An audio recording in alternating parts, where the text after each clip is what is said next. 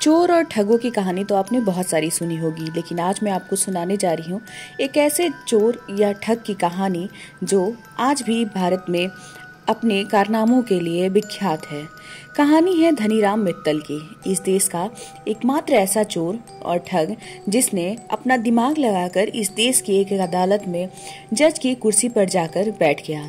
न सिर्फ बैठा बल्कि उसने फैसले पर फैसला सुनाया, जमानत पर जमानत दी, जमानत खारिज भी की और ना जाने कितने लोगों को उसने जमानत पर रिहा भी कर दिया। जो भी धनीराम मित्तल की ये कहानी सुनता है वो चौंक उठता है कि क्या ऐसा भी हो सकता है कि एक ठग जज की कुर्सी पर जाकर बैठ सकता है। लेकिन ऐसा हुआ था। उन्हीं धनीराम मित्तल की अब मौत हो चुकी है। पिछले काफी वक्त से बीमार, उम्र भी 80 पार हो चुकी थी, थोड़ी याददाश्त भी चली गई थी। धनीराम मित्तल की अभी दिल्ली में मौत हुई बीमारी की वजह से। मौत से पहले भी कई मुकदमे कई अलग अलग जगहों पर थे। कई बार कोर्ट में पेशी भी उनकी होती थी, लेकिन उनके वकील बार बार उनकी बढ़ती और ढलती उम्र और सेहत का हवाला देकर छूट मांग लेते थे और वो जमानत पर आखिरी वक्त में बाहर आ गए थे। जमानत पर बाहर रहते हुए भी ये जमानती जिंदगी अब खत्म हो गई और धनीराम मित्तल की मौत हो गई है। आप सभी लोगों ने नटवरलाल, चार्ल्स शोभराज, सुकेश, चंद्रशेखर, बंकी और ऐसे तमाम ठगों की कहानियां सुनी और सुनाई होंगी। लेकिन आज जिस ठग की मैं आपको कहानी सुनाने जा रही हूँ वो ठग अपने कारनामों के लिए बहुत ही प्रसिद्ध हुआ। एक ऐसा ठग जो पूरे 40 दिनों तक जज की कुर्सी पर बैठा रहा और कोर्ट में फैसलों पर फैसले सुनाता रहा। इन 40 दिनों में वह लगातार फैसले पर फैसले सुनाकर ना जाने कितने ही लोगों को जमानत देता है और ना जाने कितने ही कोर्ट के फैसलों को ऑर्डर देता है और बहुत से लोगों को वो जेल भी भेजता है और किसी को इस बात का पता नहीं चलता कि वो जज नहीं एक ठग है। और जब तक इस बात का पता लोगों को चलता है तब तक धनीराम मित्तल रफू चक्कर हो जाता है। कहानी है एक ऐसे ठग की जिसका नाम धनीराम मित्तल था। धनीराम मित्तल का अभी 85 साल की उम्र में हार्ट अटैक से मौत हुई है। माना जाता है कि उन्होंने दिल्ली, हरियाणा, राजस्थान, चंडीगढ़ और पंजाब जैसे विभिन्न राज्यों से 1000 से अधिक कारें चुराई हैं और वह इतना शातिर था। धनीराम मित्तल को भारत के सबसे विद्वान और बुद्धिमान अपराधियों के रूप में जाना जाता था। कानून में स्नातक की डिग्री लेकर और हैंडराइटिंग एक्सपर्ट एवं ग्राफोलॉजिस्ट होने के बावजूद उसने चोरी के जरिए जिंदगी गुजारने का रास्ता चुना। धनीराम मित्तल का जन्म हरियाणा के भिवानी में 1939 को हुआ था। माना जाता है कि उसने दिल्ली, हरियाणा, राजस्थान, चंडीगढ़ और पंजाब जैसे विभिन्न राज्यों से 1000 से अधिक कारें चुराई हैं। वह इतना शातिर था कि उसने खास तौर से दिल्ली, हरियाणा, राजस्थान और आसपास के इलाकों में दिन के उजाले में इन चोरियों को अंजाम दिया था। कई बार तो ऐसा होता था कि अगर कोई कार चोरी करते हुए लेकर जा रहा है और रास्ते में उसे कोई दूसरी कार पसंद आ जाती थी तो चोरी की हुई कार को उस जगह पर छोड़कर वो दूसरी कार चुराकर लेकर जाता था।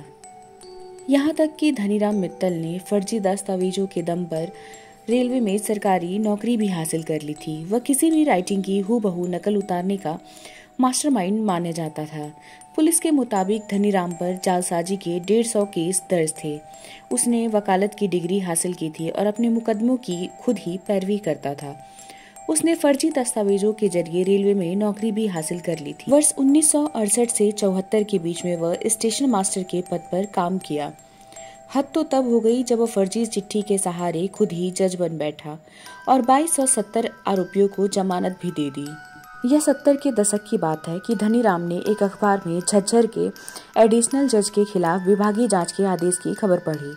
इसके बाद उसने कोर्ट परिसर जाकर जानकारी ली और एक चिट्ठी टाइप कर सीलबंद लिफाफे में वहां रख दिया। उसने इस चिट्ठी पर हाई कोर्ट के रजिस्ट्रार की फर्जी स्टैंप लगाई, साइन किए और विभागीय जांच वाले जज के नाम से इसे पोस्ट कर दिया। इस लेटर में उस जज को 2 महीने की छुट्टी भेजने का आदेश था। इस फर्जी चिट्ठी को रियल जज साहब ने पढ़कर सच समझ लिया और छुट्टी पर चले गए। इसके अगले ही दिन उसी अदालत में हरियाणा हाई कोर्ट के नाम से एक और सीलबंद लिफाफा आया, जिसमें उस जज के 2 महीने छुट्टी पर रहने के दौरान उनका काम देखने के लिए नए जज की नियुक्ति का आदेश था। इसके बाद धनीराम खुद ही जज बनकर कोर्ट पहुंच गए। सभी कोर्ट स्टाफ ने उन्हें सच में जज मान लिया था, क्योंकि धनीराम ने पहले ही एलएलबी की पढ़ाई की हुई थी और वो कोर्ट की जानकारी रखते थे। वह 40 दिन तक नकली मामलों की सुनवाई करते रहे और हजारों केस का निपटारा कर दिया। धनीराम ने इस दौरान 2740 आरोपियों को जमानत भी दे दी। इस दौरान उन्होंने 2000 से अधिक क्रिमिनल्स को भी छुड़ाया। माना जाता है कि धनीराम मित्तल ने फर्जी जज बनकर अपने खिलाफ केस की खुद ही सुनवाई की और खुद को बरी भी कर दिया, इससे पहले कि अधिकारी समझ पाते कि क्या हो रहा है। धनीराम मित्तल वहां से फरार हो चुके थे। इसके बाद जिन अपराधियों को उसने रिहा किया था, जमानत दी थी, उन्हें फिर से खोज कर जेल में डाल दिया गया। अदालत की कार्यवाही में जो काम सालों साल नहीं हो पाते थे, धनीराम मित्तल ने उन सभी कामों को एक एक दिन में या इन 4 महीनों में ही निपटा दिया। इस वजह से बहुत सारे लोग इनकी तारीफ भी किया करते थे। लेकिन किसे पता था कि ये धनीराम मित्तल कोई असली जज नहीं बल्कि एक ठग है।